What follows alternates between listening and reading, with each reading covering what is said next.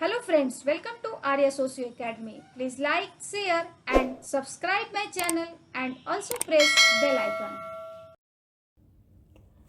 Hello everyone, welcome to our channel Arya socio academy. यह channel समाजशास्त्र से संबंधित है और यहाँ हम समाजशास्त्र के महत्वपूर्ण बिंदुओं को नए सोच और नए तरीके से अध्ययन करते हैं।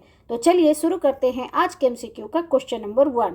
भारत के प्रारंभिक समाजशास्त्रियों में से किसने भारतीय समाजशास्त्र तथा सामाजिक मानव विज्ञान में जमीनी अनुभाविकवाद चालू किया? A G S. Ghurye, B R K. Mukherjee, C A K. Saran, D इनमें से कोई नहीं।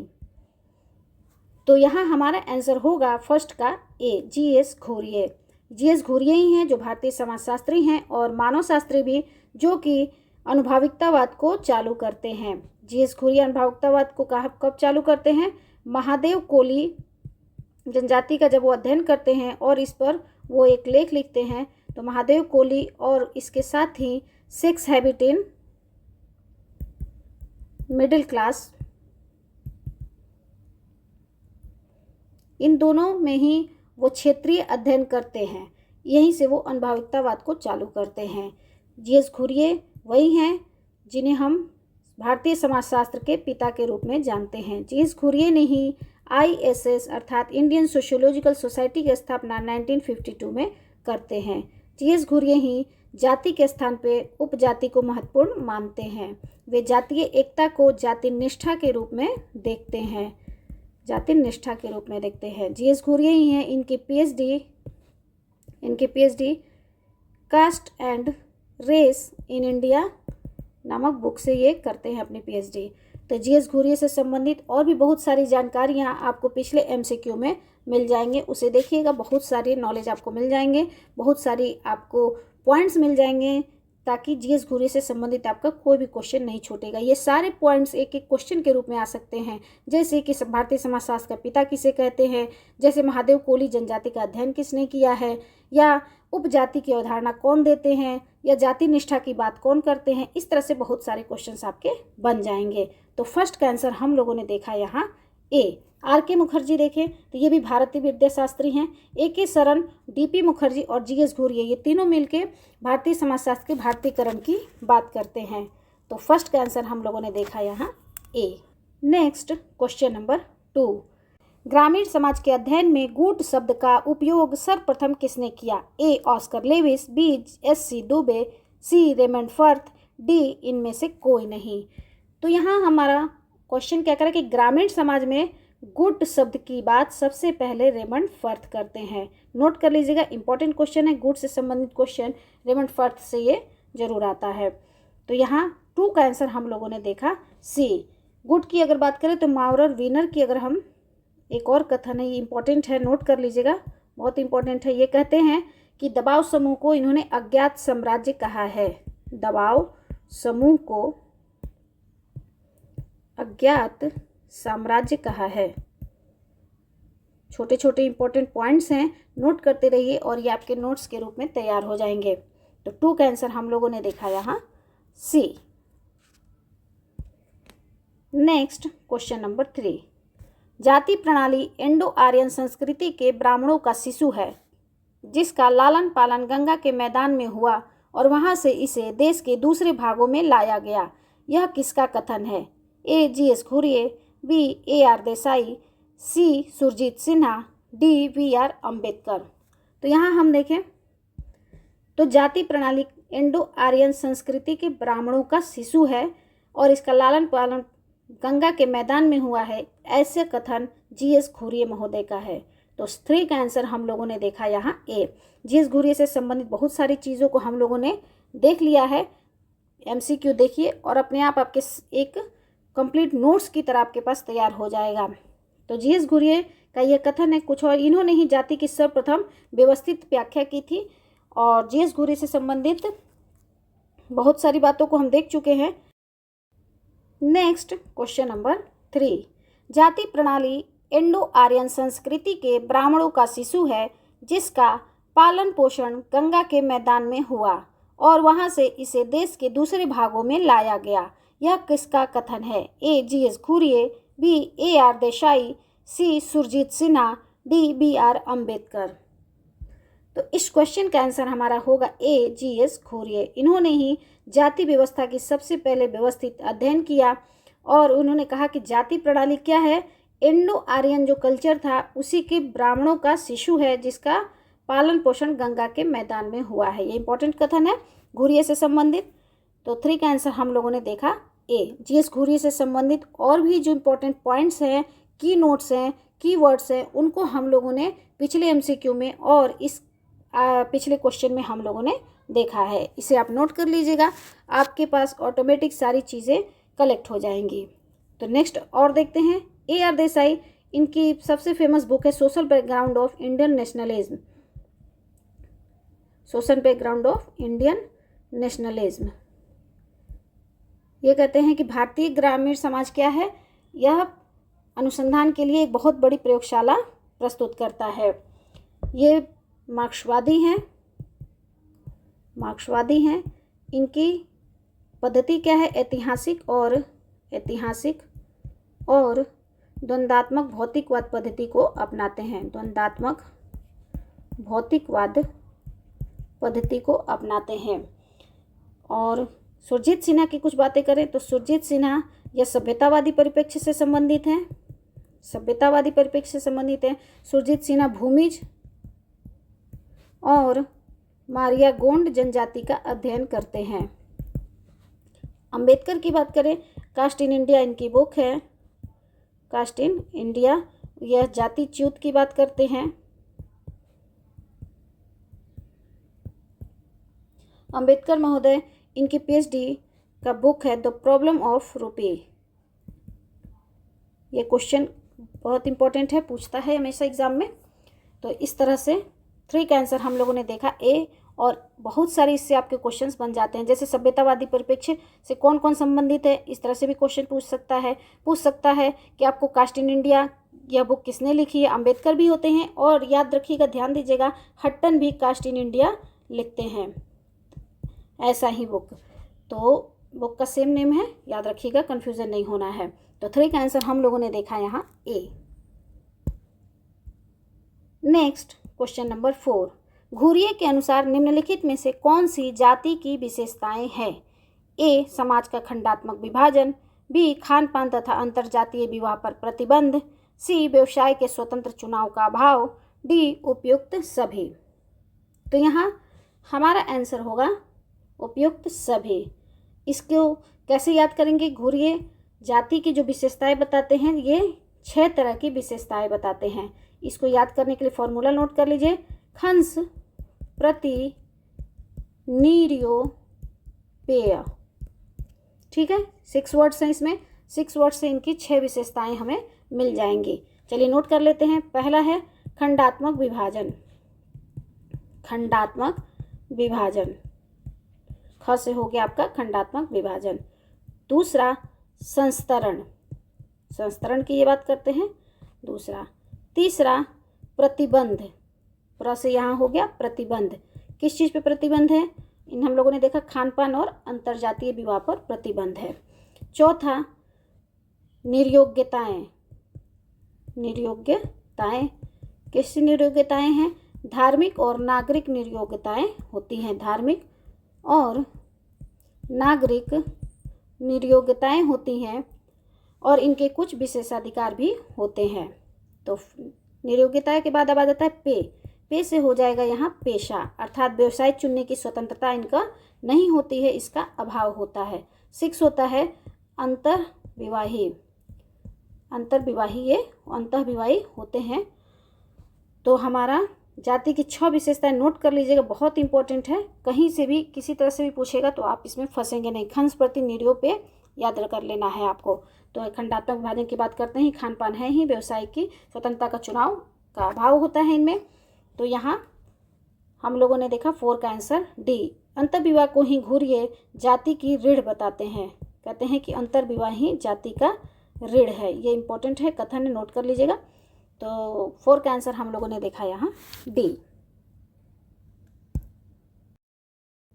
नेक्स्ट क्वेश्चन नंबर 5, जाति के उद्भव के बारे में रिजले के किस सिद्धांत का घुरिये ने समर्थन किया। ए, प्रजातीय सिद्धांत। बी, उद्विकासीय सिद्धांत। सी विकासीय सिद्धांत, डी धार्मिक सिद्धांत। तो यहाँ देखें तो रिजले महोदय जाति की उत्पत्ति का प्रजातीय सिद्धांत देते हैं और इसी का समर्थन घुरिये महोदय करते हैं। तो 5 का आंसर हमारा यहाँ हो जाता है ए।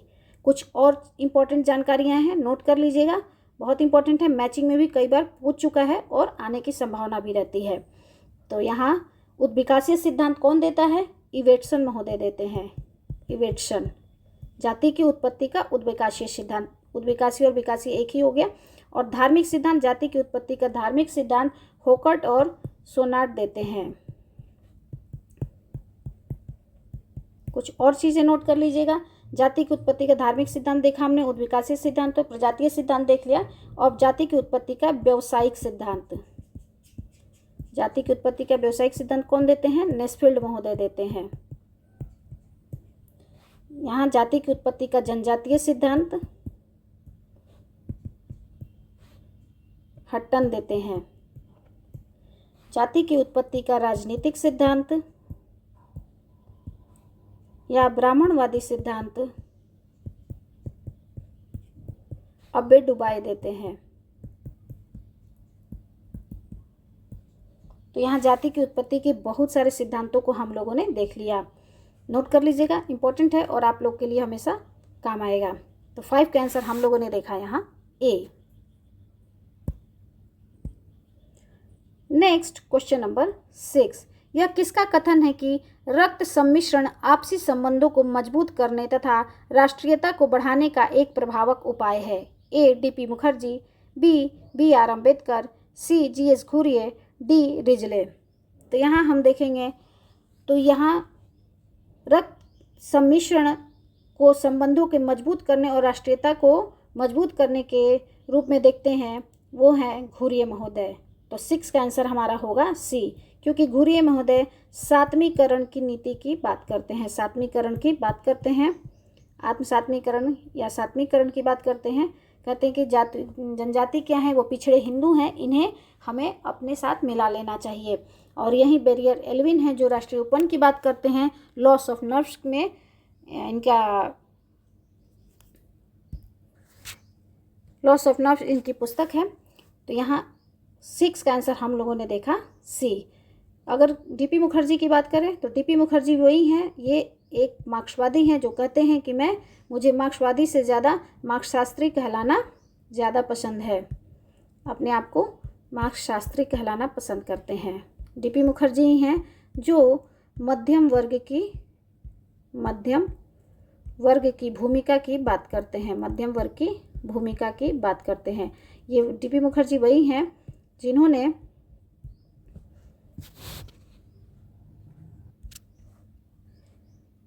तीन तरह के परंपरा की बात की है, 3 तरह के परंपरा की, प्राथमिक परंपरा, द्वितीयक परंपरा और तृतीयक परंपरा। डीपी मुखर्जी वही हैं जो आधुनिकता को एक फर्जी अवधारणा बताते हैं। वे कहते हैं कि मानव बनाना मेरे हाथ में है। इनसे संबंधित बहुत सारे कथन हैं और पिछले एमसीक्यू में इनसे संबंधित बहुत सारी जानकारियां हम लोगों ने शेयर की थी, उसे आप देखिएगा पिछले एमसीक्यू को और अपने सारे नोट्स वहीं से बना लीजिएगा। इनसे संबंधित भी बहुत सारे क्वेश्चंस आते हैं। तो 6 का आंसर यहाँ हो गया सी। नेक्स्ट क्वेश्चन नंबर 5, जाति के उद्भव के बारे में रिजले के किस सिद्धांत का घुरिये ने समर्थन किया? ए प्रजातीय सिद्धांत, बी उद्विकासीय सिद्धांत, सी विकासीय सिद्धांत, डी धार्मिक सिद्धांत। तो यहाँ देखें तो रिजले महोदय जाति की उत्पत्ति का प्रजातीय सिद्धांत देते हैं और इसी का समर्थन घुरिये महोदय करते हैं। तो 5 का आंसर हमारा यहाँ हो जाता है ए। कुछ और इम्पोर्टेंट जानकारियाँ हैं, नोट कर लीजिएगा, बहुत इंपॉर्टेंट है, मैचिंग में भी कई बार पूछ चुका है और आने की संभावना भी रहती है। तो यहाँ उद्विकासीय सिद्धांत कौन देता है? इवेटसन महोदय देते हैं। इवेटसन, जाति की उत्पत्ति का उद्विकासीय सिद्धांत, उद्विकासी और विकासी एक ही हो गया। और धार्मिक सिद्धांत, जाति की उत्पत्ति का धार्मिक सिद्धांत होकर्ट और सोनार्ड देते हैं। कुछ और चीज़ें नोट कर लीजिएगा, जाति की उत्पत्ति का धार्मिक सिद्धांत देखा हमने, उद्विकासीय सिद्धांत तो प्रजातीय सिद्धांत देख लिया, और जाति की उत्पत्ति का व्यावसायिक सिद्धांत, जाति की उत्पत्ति का व्यावसायिक सिद्धांत कौन देते हैं? नेस्फील्ड महोदय देते हैं। यहाँ जाति की उत्पत्ति का जनजातीय सिद्धांत हट्टन देते हैं। जाति की उत्पत्ति का राजनीतिक सिद्धांत या ब्राह्मणवादी सिद्धांत अब्बे डुबाई देते हैं। तो यहाँ जाति की उत्पत्ति के बहुत सारे सिद्धांतों को हम लोगों ने देख लिया। नोट कर लीजिएगा, इंपॉर्टेंट है और आप लोग के लिए हमेशा काम आएगा। तो 5 का आंसर हम लोगों ने देखा यहाँ ए। नेक्स्ट क्वेश्चन नंबर 6, यह किसका कथन है कि रक्त सम्मिश्रण आपसी संबंधों को मजबूत करने तथा राष्ट्रीयता को बढ़ाने का एक प्रभावक उपाय है? A DP Mukherjee, B BR Ambedkar, C GS Ghurye, D Risley. तो यहाँ हम देखेंगे तो यहाँ रक्त सम्मिश्रण को संबंधों के मजबूत करने और राष्ट्रीयता को मजबूत करने के रूप में देखते हैं, वो हैं घुरिये महोदय। तो 6 का आंसर हमारा होगा सी, क्योंकि घुरिये महोदय सातवीकरण की नीति की बात करते हैं, सातवीकरण की बात करते हैं, आत्म सातवीकरण या सातवीकरण की बात करते हैं। कहते हैं कि जनजाति क्या है, वो पिछड़े हिंदू हैं, इन्हें हमें अपने साथ मिला लेना चाहिए। और यही बेरियर एल्विन है जो राष्ट्रीय उपन की बात करते हैं। लॉस ऑफ नर्व्स में इनका लॉस ऑफ नर्व्स इनकी पुस्तक है। तो यहाँ 6 का आंसर हम लोगों ने देखा सी। अगर डीपी मुखर्जी की बात करें तो डीपी मुखर्जी वही हैं, ये एक मार्क्सवादी हैं जो कहते हैं कि मुझे मार्क्सवादी से ज़्यादा मार्क्सशास्त्री कहलाना ज़्यादा पसंद है, अपने आप को मार्क्सशास्त्री कहलाना पसंद करते हैं। डीपी मुखर्जी ही हैं जो मध्यम वर्ग की भूमिका की बात करते हैं, मध्यम वर्ग की भूमिका की बात करते हैं।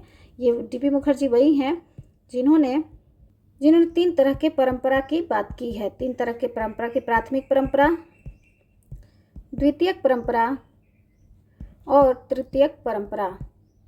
डीपी मुखर्जी वही हैं जो आधुनिकता को एक फर्जी अवधारणा बताते हैं। वे कहते हैं कि मानव बनाना मेरे हाथ में है। इनसे संबंधित बहुत सारे कथन हैं और पिछले MCQ में इनसे संबंधित बहुत सारी जानकारियां हम लोगों ने शेयर की थी, उसे आप देखिएगा पिछले MCQ को और अपने सारे नोट्स वहीं से बना लीजिएगा।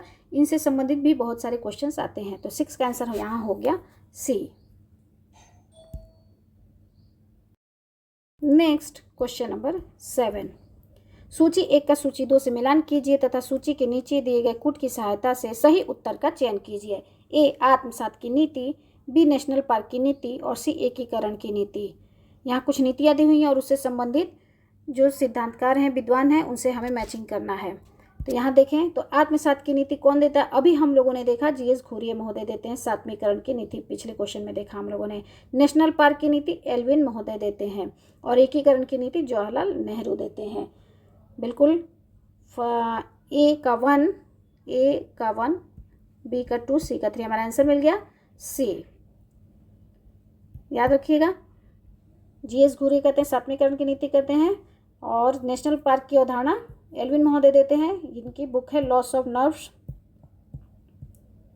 जनजाति से संबंधित ये अपनी नीति देते हैं। कहते हैं कि राष्ट्रीय उपन की बात करते हैं और कहते हैं कि जनजातियों को उनके जैसे हैं वैसे उन्हें वैसी स्थिति में छोड़ देना चाहिए, नहीं तो उनका कल्चर समाप्त हो जाएगा। और वहीं घुरिये कहते हैं कि नहीं, उन्हें हमें अपने साथ मिला लेना चाहिए। और जवाहरलाल नेहरू की एक अलग नीति है, एकीकरण की नीति। तो 7 का आंसर हम लोगों ने देखा यहाँ सी। नेक्स्ट क्वेश्चन नंबर 8, भारत एक ऐसा धार्मिक समाज है जो जाति व्यवस्था की शुद्ध संस्करण व्यवस्था से परिचित है। यह किसका कथन है? A L Dumont, B Hocart, C Ketkar, D NK Bose. तो जाति व्यवस्था को शुद्ध संस्करण व्यवस्था कौन मानता है? ड्यूमा महोदय मानते हैं। एल ड्यूमा अर्थात इन्होंने होमो हायरार्कियस बुक लिखी। होमो हायरार्कियस इनकी बुक है। Hierarchy and marriage, hierarchy and marriage इनकी बुक है। इनकी अगर और बुक की बात करें तो होमो इक्विलियस इनकी बुक है। होमो इक्विलियस इनकी बुक है। ड्यूमा जाति की तुलना प्याज से करते हैं, प्याज से कहते हैं। वे जाति में स्ट्रेटिफिकेशन नहीं करते हैं, जाति में स्ट्रेटिफिकेशन नहीं है। यहाँ क्या है, हायरार्की है, रैंकिंग है, जो कि जाति क्या है, शुद्धता और अशुद्धता के आधार पे जुड़ी हुई है। पवित्रता और अपवित्रता की अवधारणा देते हैं, पवित्रता और अपवित्रता की अवधारणा देते हैं। यहाँ और चीज़ देखें तो ये कहते हैं कि जाति क्या है, यह एक मनोदशा है जो भारतीयों के मन मस्तिष्क में क्या है, गहराई से बैठ गई है। जाति को एक मनोदशा के रूप में देखते हैं। लुडुमा प्रमलाई कल्लार जनजाति का अध्ययन करते हैं। तमिलनाडु की प्रमलाई कल्लार जनजाति का अध्ययन करते हैं। होकट सोनट को अभी हम लोगों ने पढ़ा कि जाति की उत्पत्ति के धार्मिक सिद्धांत से ये संबंधित है। केतकर हैं, इनकी बुक है history of caste in India, history of caste in India, Ketkar महोदय की बुक है। इनकी बोस की बात करें तो इनके बोस यह आपको सभ्यतावादी परिप्रेक्ष्य से संबंधित है। यह उड़ीसा की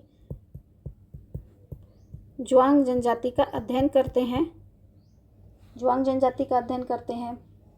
इनकी बुक है tribal life in India, tribal life in India. Next इनकी बुक है पीजेंट लाइफ इन इंडिया।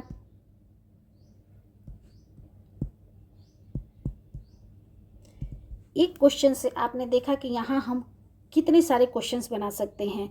जैसे कि ये पूछ सकता है कि आपको history of caste in India किसकी बुक है, या ये पूछ सकता है कि tribal life of in India किसकी बुक है, या जाति एक मनोदशा है जो भारतीय के मानव मस्तिष्क में गहराई से बैठा हुआ है, यह एक कथन है, किसका कथन है, यह डुमा महोदय का कथन है। इस तरह से बहुत सारे क्वेश्चन, जितने पॉइंट्स हम यहाँ लिखते जाते हैं उतने ये सारे आपके क्वेश्चंस के रूप में आ सकते हैं, क्वेश्चंस बन सकते हैं। 1 2 3 4 5 6 7 8 9 10 11 12 13 14, इस तरह से देखा हमने 14 15 पॉइंट्स एक क्वेश्चन, और आपके 15 क्वेश्चंस के आंसर निकल के आ जाते हैं। तो इस तरह से ये जो मैं यहाँ डिस्कस करती हूँ वो बहुत ही इम्पॉर्टेंट है, उसे आप नोट कर लीजिए, जो आप लोगों के लिए एनी किसी भी तरह के एग्जाम हो समाजशास्त्र से संबंधित, वो आप लोग के लिए बहुत ही हेल्पफुल होगा। तो 8 का आंसर हम लोगों ने देखा यहाँ ए। नेक्स्ट क्वेश्चन नंबर 9, ड्यूमा ने जाति व्यवस्था का समस्त विश्लेषण किया है। ए सूचिता के आधार पे, बी असूचिता के आधार पर, सी ए और बी दोनों के आधार पर, डी उपयुक्त में से कोई नहीं। देखिए अभी हम ड्यूमा की बहुत सारी बातों को देखा, हम लोगों ने बहुत सारी जानकारियाँ ली, कुछ इससे संबंधित और भी आगे देख लेते हैं। तो ड्यूमा जाति व्यवस्था को अभी हम लोगों ने पढ़ा कि पवित्रता और अपवित्रता के आधार पर देखते हैं। तो हमारा आंसर क्या हो जाएगा, सी सूचिता अर्थात पवित्रता, असूचिता अर्थात अपवित्रता के आधार पर विश्लेषण करते हैं। अगर ड्यूमा की बात करें तो जाति व्यवस्था की ये 4 विशेषताएं बताते हैं, 4 विशेषताएं बताते हैं। 4 विशेषताएं इनकी क्या है, अंश सुवी, अंश सुवे। अ से हो गया आपको अंतःविवाही, अंतःविवाही जाति क्या है, अंतःविवाही होती है, पहले इसकी विशेषता उन्होंने बताया। दूसरा ये कहते हैं कि शुद्ध संस्तरण की व्यवस्था है, पिछले क्वेश्चन में ही देख लिया आपने। देखिए किस तरह से आप सिर्फ अपने पास नॉलेज जानकारियों को रखिए, जो मैं बताती हूँ उसको नोट्स करते रहिए, अपने आप सारे क्वेश्चंस के रूप में आपके सामने आ जाएगा। तो तीसरा पॉइंट क्या हो जाता है, सूचिता, सु से सूचिता आ गया यहाँ हम लोगों ने, सु से सूचिता और असूचिता अर्थात पवित्रता और अपवित्रता की बात करते हैं, विशेषता बताते हैं। और चौथा इनका पॉइंट है विकर्षण पर आधारित है, विकर्षण पर, शुद्धता और अशुद्धता होगी, पवित्रता और अपवित्रता होगी तो निश्चित ही विकर्षण होगा। तो यहाँ 1 2 3 4 4 तरह की विशेषताएं ये बताते हैं। तो 9 का आंसर हम लोगों ने देखा यहाँ सी। नेक्स्ट क्वेश्चन नंबर 10, प्रभु समुदाय की अवधारणा से कौन संबंधित है, ए श्रीनिवास, बी रायवर्मन, सी जीएस घुरिये, डी सुरजीत सिन्हा। तो यहाँ प्रभु समुदाय की बात कौन करते हैं, रायवर्मन। 10 का आंसर हमारा यहाँ हो जाएगा बी, क्योंकि ए को देखें तो एम एन श्रीनिवास क्या है, प्रभु जाति की अवधारणा देते हैं, प्रभु व्यक्ति की अवधारणा कौन देता है, एस.सी. दुबे देते हैं, और प्रभु समुदाय की अवधारणा रायवर्मन देते हैं। तो यहाँ 10 का आंसर हम लोगों ने देखा यहाँ बी। नेक्स्ट क्वेश्चन नंबर 11, संस्कृतिकरण से संबंधित विशेषता कौन सी है? संस्कृतिकरण क्या है, संस्कृतिकरण की विशेषता क्या है, इसको यहाँ हम लोग देखते हैं। ऑप्शन ए है, यह ऊर्ध्वाधर गतिशीलता को प्रेरित करती है। बी, इससे केवल पदात्मक परिवर्तन होता है। सी, इसमें संपूर्ण व्यवस्था की संरचना में कोई परिवर्तन नहीं होता। डी, उपयुक्त सभी सत्य हैं। तो 11 का आंसर बताने से पहले कुछ जानकारी देख लेते हैं। तो संस्कृतिकरण क्या है? जब एक निम्न जाति उच्च जाति के गुणों को अपनाने का, उसकी कल्चर को अपनाने की कोशिश करती है, तो उसे ही संस्कृतिकरण कहते हैं। इसकी यह अवधारणा एम.एन. श्रीनिवास ने दी है, एम.एन. श्रीनिवास की है, और जिसमें यह कहते हैं कि क्या है, यह एक ऊर्ध्वाधर गतिशीलता है, मतलब अपने ऊपर की तरफ उठने की, अपने मोबिलिटी क्या है, सोशल मोबिलिटी, ऊपर की तरफ उठने की प्रयास है। तो ये बिल्कुल सही है। इसमें केवल पदात्मक परिवर्तन होता है, यह भी बिल्कुल सही है। ये संपूर्ण संरचना में कोई परिवर्तन नहीं होता है, सिर्फ पद में परिवर्तन होता है। तो इससे भी सही है, अर्थात 11 का आंसर हमारा यहाँ होगा डी। यह संस्कृतिकरण क्या है? यह मर्टन के संदर्भ समूह से मिलता हुआ अवधारणा है। संदर्भ समूह से योगेंद्र सिंह इसे अग्रिम समाजीकरण कहते हैं। संस्कृतिकरण की अवधारणा एम.एन. श्रीनिवास की है, मर्टन के संदर्भ समूह से मिलती हुई है। योगेंद्र सिंह इसे अग्रिम समाजीकरण कहते हैं, और यह एक ऊर्ध्वाधर गतिशीलता को प्रेरित करती है, और यह केवल पद मूलक परिवर्तन है, न कि संरचनात्मक परिवर्तन। तो इस तरह से संस्कृतिकरण से संबंधित बहुत सारी पॉइंट्स आपको मिल जाते हैं, नोट कर लीजिएगा। तो 11 का आंसर हम लोगों ने देखा यहाँ डी। आई थिंक आज का जो MCQ है वो आप लोग के लिए हेल्पफुल रहा होगा। बहुत सारी जानकारियाँ हैं, एक क्वेश्चन से आपको कम से कम 10 क्वेश्चन निकल के आते हैं। इस तरह से क्वेश्चन को हल करिए और अपने पॉइंट्स को नोट करते हुए अपना एक अच्छा नोट्स तैयार कर लीजिए। थैंक यू, धन्यवाद।